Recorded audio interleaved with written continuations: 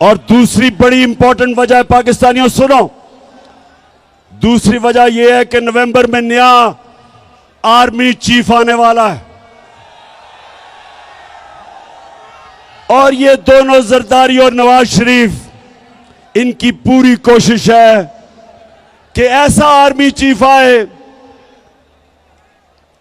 जो ये अपना कोई फेवरेट लेके आए। ये अपना आर्मी चीफ लाना चाहते हैं क्योंकि पैसा इन्होंने चोरी किया हुआ है। ये डरते हैं कि यहां कोई तकड़ा आर्मी चीफ आ गया, एक मुहिब्बे वतन आर्मी चीफ आ गया तो वो पूछेगा इनसे। तो इस डर से ये बैठे हुए हैं कि ये दोनों मिलकर अपना आर्मी चीफ अपॉइंट करेंगे। अब मैं सारे पाकिस्तानियों से पूछता हूं,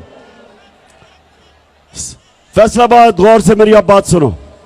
ये दो जब इनको मुश्किल पड़ती है मुल्क से बाहर भाग जाते हैं, अरबों रुपया इनका मुल्क से बाहर।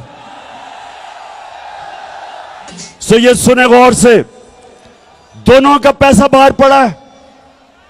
दोनों जब मुश्किल आती है, जरदारी जेल से निकल के मुशर्रफ के दौर बाहर भाग गया, नवाज शरीफ जेल से निकल के मुल्क से बाहर भाग गया, एनआरओ लेके दोनों वापस आ गए।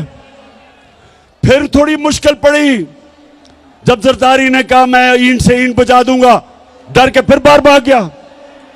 नवाज शरीफ वो जो झूठ बोल के यहां से गया, वो फिर बाहर भाग गया।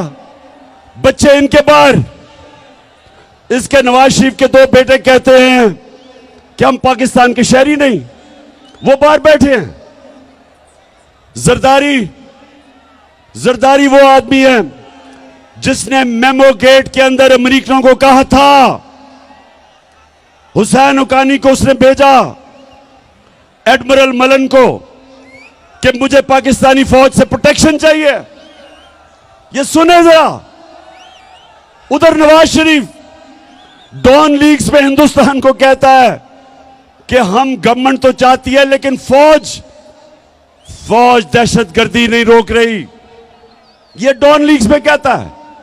बरका दत्त को मिलता है, बरका दत्त लिखती है सार्क कॉन्फ्रेंस काठमांडू में, ये छुप के नरेंद्र मोदी से मिलता है अपनी फौज से डर के। अब ये दो लोग, पैसा इनका बाहर पड़ा, जो वहां की ताकतें जो इनको लेके आई, जिधर इनका पैसा पड़ा, ये उनके गुलाम हैं। तो मेरा सवाल यह है कि क्या आर्मी चीफ उनसे एनओसी लेके बनाएंगे? ये मैं सारी कौम के सामने समझता हूं कि ये सिक्योरिटी रिस्क है। ये दो वो लोग हैं जो मुल्क के गद्दार हैं। पैसा बाहर, इंटरेस्ट बाहर, करप्ट। ये माजी में डॉन लीग्स और मेमोगेट, किसी सूरत इस मुल्क की तकदीर इनके हाथ में नहीं होनी चाहिए। इस मुल्क का आर्मी चीफ मेरिट के ऊपर होना चाहिए। जो सबसे मेरिट पे है उसको आर्मी चीफ बनना चाहिए। किसी की पसंदीदा आर्मी चीफ नहीं होना चाहिए, किसी का फेवरेट नहीं होना चाहिए। तो फैसलाबाद, अब मुझे पता है हिंदुस्तान का मैच शुरू होने लगा और पाकिस्तान का।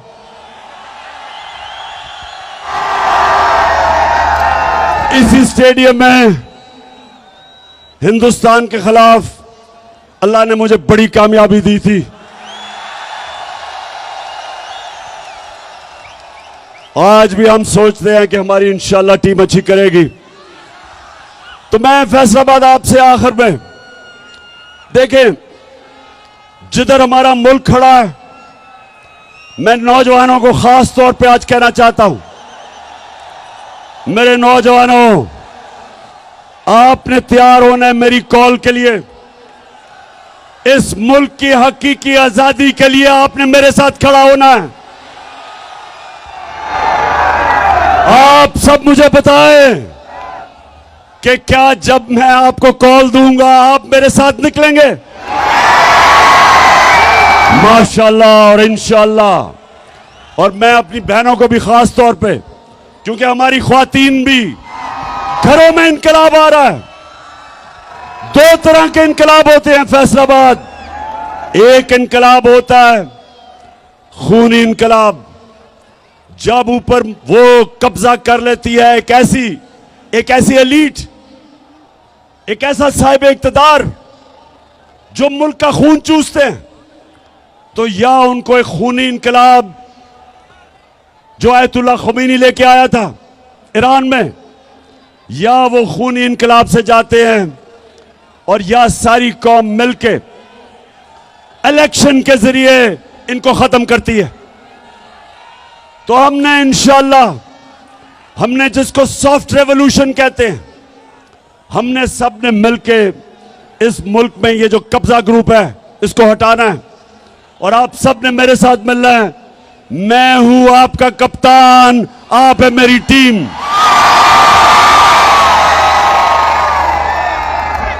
और फैसलाबाद इलेक्शन भी आ रहा है, यहां एक इलेक्शन भी है, आपको पता है लोटों का। इस फैसलाबाद में भी एक दो लोटे निकले हैं। तो एक तो आप सब ने मेरे से वादा करना है हाथ खड़ा करके, अभी वादा क्या करना है कि कभी फैसलाबाद में लोटों को जीतने नहीं देना। और इंशाअल्लाह जो मेरा इलेक्शन है यानी 108 जो मैं लड़ रहा हूं यहां से, आपने सब ने मेरी टीम बन के पूरी कोशिश करनी है। इंशाअल्लाह हम ये इलेक्शन भी जीतेंगे, हम बड़ा इलेक्शन भी जीतेंगे और इंशाअल्लाह इस मुल्क को हकीकी तौर पे आजाद करके एक अजीम कौम बनाएंगे। इंशाअल्लाह वो कौम जिसका नारा था कि पाकिस्तान का मतलब क्या और मेरा तेरा रिश्ता क्या। और जब हमारा ईस्ट पाकिस्तान से रिश्ता टूटा, क्योंकि हम ला इलाहा इल्लल्लाह से पीछे हट गए, क्योंकि हमने ईस्ट पाकिस्तान के लोगों से इंसाफ नहीं किया। जब आप इंसाफ नहीं करते इंतशार होता है, और अल्लाह का हुक्म है, अल्लाह का तो हुक्म है कि मेरी जमीन पे इंसाफ कायम करो। तो फैसलाबाद हमारा रिश्ता सारे पाकिस्तानियों का ला इलाहा इल्लल्लाह है, और हमारा अल्लाह से वादा है ला इलाहा इल्लल्लाह के हम सिवाय अल्लाह किसी के सामने नहीं झुकते, ना अमेरिकनों के सामने झुकते हैं, ना पैसे के सामने झुकते हैं, ना खौफ के बुत के सामने झुकते हैं, ना लालच के सामने झुकते हैं।